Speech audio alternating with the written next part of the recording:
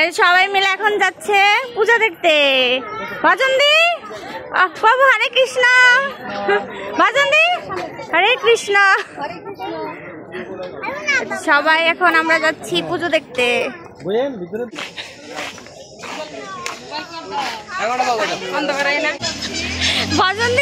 ভজনদির গাড়িতে করে সবাই আসছে, হ্যাঁ, পুজো দেখতে। পিঠু, আয় পিঠু,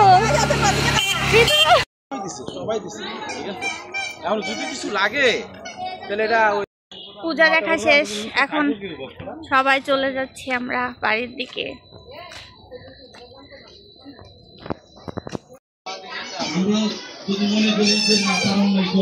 পিঠু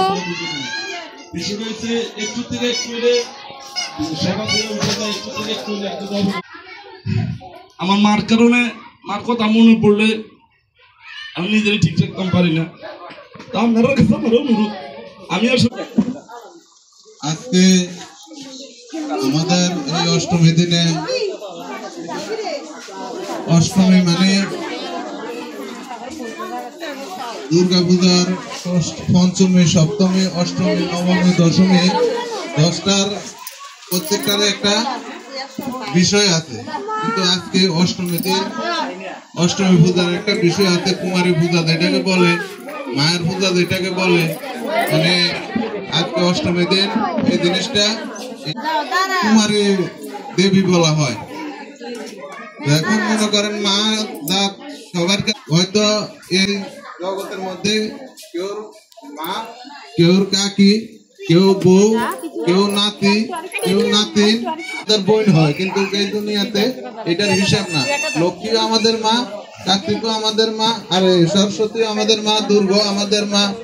তো এইভাবে মনে করেন আমরা মা জাতি সবাইকে মায়ের সম্মানে দেখি। এই মায়ের সম্মানের জন্য মনে করেন আজকে মুসলমান, আমরা না শুধু মুসলমান জাতি যারা আছে তারাও মায়ের সম্মানে লাগিয়া এই মায়েদের সুন্দর দেখার জন্য এই বস্ত্র দান করছে মায়েদেরকে। এই দিনে মায়েদেরকে বস্ত্র দান করছে। কিন্তু কোন কেউ সবাই হরে কৃষ্ণ বলো, হরে কৃষ্ণ। সবাইকে শুভ দুর্গা পূজার শুভেচ্ছা। পৃথু বলো কি? অষ্টমী, শুভ অষ্টমী। পূজা দেখা শেষ, সবাই এখন আমরা চলে যাচ্ছি বাসার দিকে।